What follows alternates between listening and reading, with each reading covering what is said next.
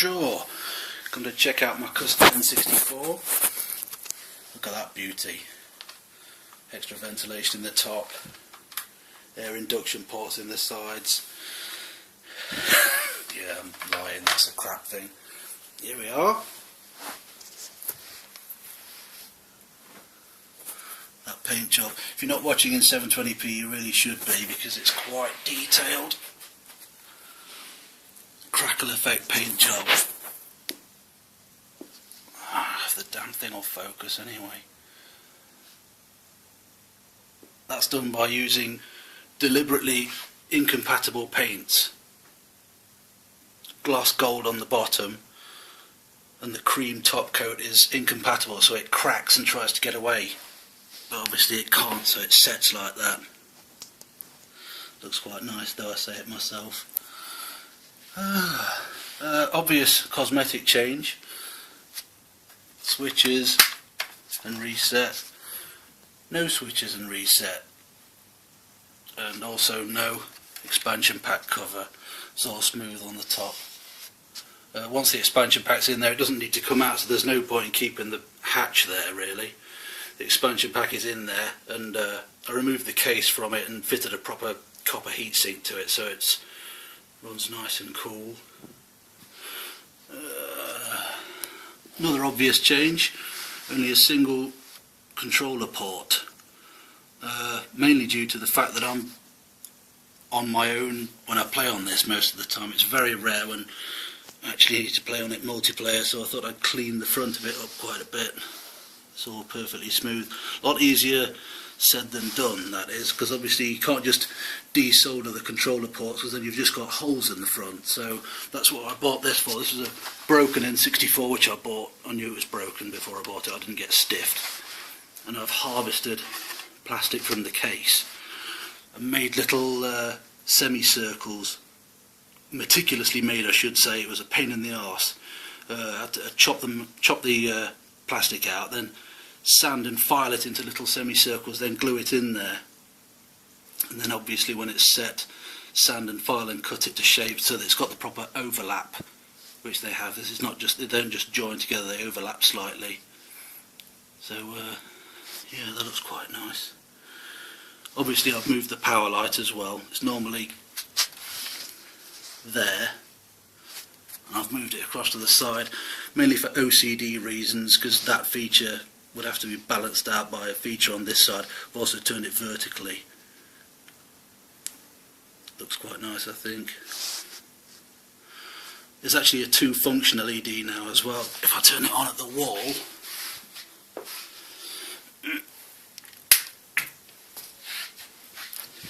red is actually standby now, not power. So it's got a standby light. When you switch it on, that goes a warm white colour, so it matches the sort of cream main colour of the actual console. Before anybody screams at me for robbing the N64 of 3 of its controller ports, they are still present. I made this. Probably the only N64 multi-tap you'll ever see. It plugs into the back, just in case I do want to play multiplayer games, which is once every 2 years or something. There's a 9-pin D-sub connector in the back of the console. I'll just show you if I can see. There we are. Much like a Mega Drive controller port, but obviously all of the tracks for controller ports 2, 3 and 4 are routed through to that, so it plugs into the back. So we can play multiplayer if I need to. This is an NTSC, a US console, so I've done the RGB mod to it. The video chip does actually output RGB, though Nintendo didn't use it for whatever reason, though they did on the Super Nintendo. So I've tapped RGB from that, amplified it, and I've done the C-Sync mod as well, so the video from it is as clean as you can possibly get for an N64. It does look good. That's a GameCube SCART lead it goes through.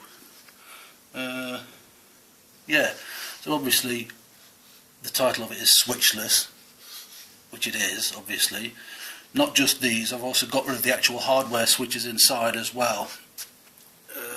They've been replaced with relays being electromagnetic switches in little boxes. The same thing you got in your car when your indicator's on, you hear that noise. That's the relay switching.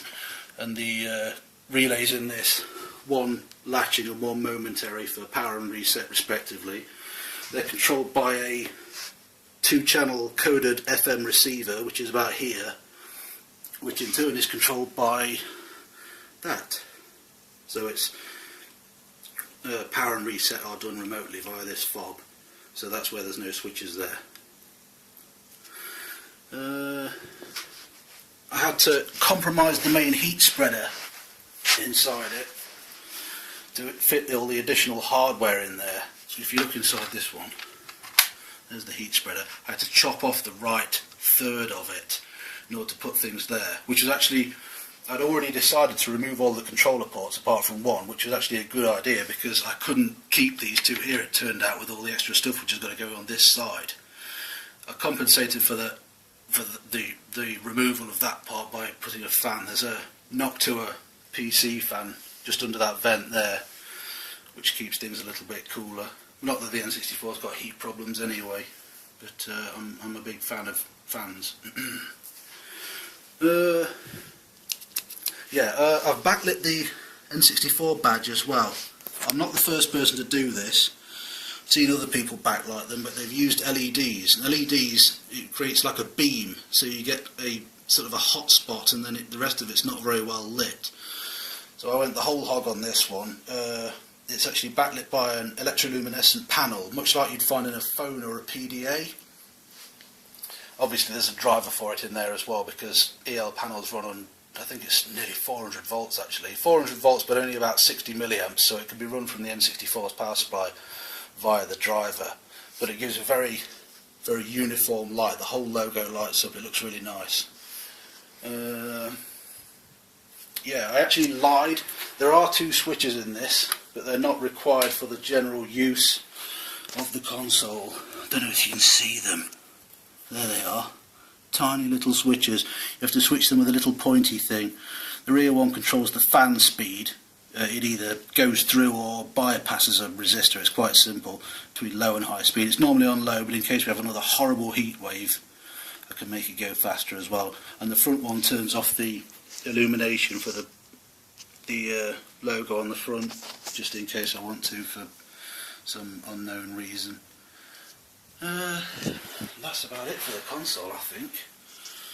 I also did a bit of work to my Everdrive. The Everdrive 64, great piece of hardware. Bought this from retrotowers.co.uk. Didn't look like this when I bought it. It was just a board. You can buy them with cartridge cases, but I wanted to make my own. Gloss gold again, the same as the accents on that. Put my little SD card slot in the top. And also, a lot of people probably don't know if they buy them with a cartridge case, the Everdrive actually has a access LED, a tiny little surface mount access LED, which is about there on the board. So I decided to make a bit of a feature out of my one, so I desoldered it, moved it across to the side, and that's actually the lens, the power lens from that broken N64. So I've made a bit of a feature out of the access light. It doesn't really do much, it just flashes when the SD card's being accessed. That's quite nice. I also vented the back of it for no real reason. They don't have a heat problem.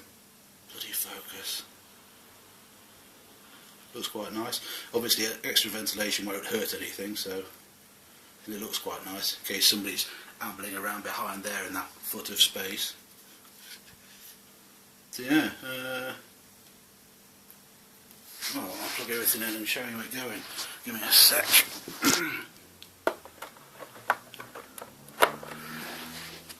Controller.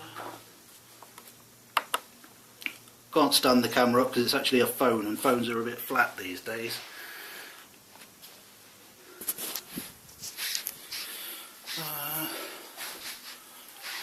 Lights off. Right. Oh yeah, before I go on about this actually, I promised myself I wouldn't go into loads of technical detail, but the way this switches on and off had to be a bit intuitive, if that's the right word, which it probably isn't. the power switch on a normal N64, anyone that's modded one will tell you that it's a horrible, I've actually still got it, it's a horrible quad pole switch. Here it is. It switches 4 things at the same time. Instead of just being like a normal switch, it switches 4 things. I think it's 2 grounds, 5 volt and 12 volt. Now, I couldn't emulate that with a relay because relays are a single pole. You might be able to get double pole ones, I don't know. So how it switches on and off, live and neutral come in to the power supply box, but there the live actually bypasses it completely and goes with a piggybacked neutral into the case of the N64. I couldn't do this internally, there had to be a connector there because there's just no room. So the live and neutral go in there, power the FM receiver and go into the first relay. So when the first relay is closed, the live goes back out again to the power supply, and that's how it switched on and off with the live feed to its own power supply. Couldn't really do it any other way. Works well, but there is a slight delay. There's like a 2-second delay between actually switching it on and it coming to life, probably because of the power supply has to wake up. Yeah.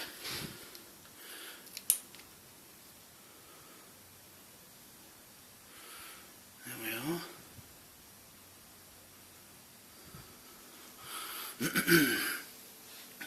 Let's have a look at that logo. Looks a bit bright on the phone, looks nice in real life.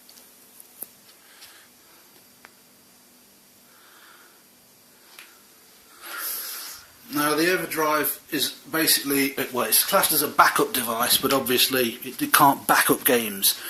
So it just is basically a ROM loader, and you can use it for good or evil like any of these things.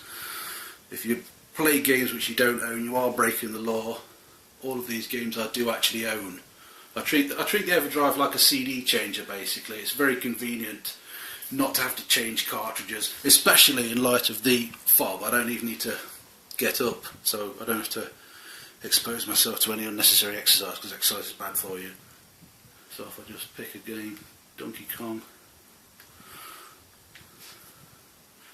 little access light going. Okay.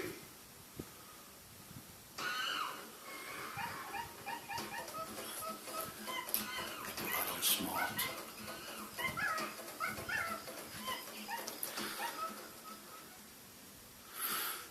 I can't be doing with that ramp. So once you're done playing a game, you just reset. It loads back in, and then you can just load another game. Nice and simple. So that's pretty much it. If you liked it, feel free to comment. If you don't like it, feel free to not comment. And thank you for watching.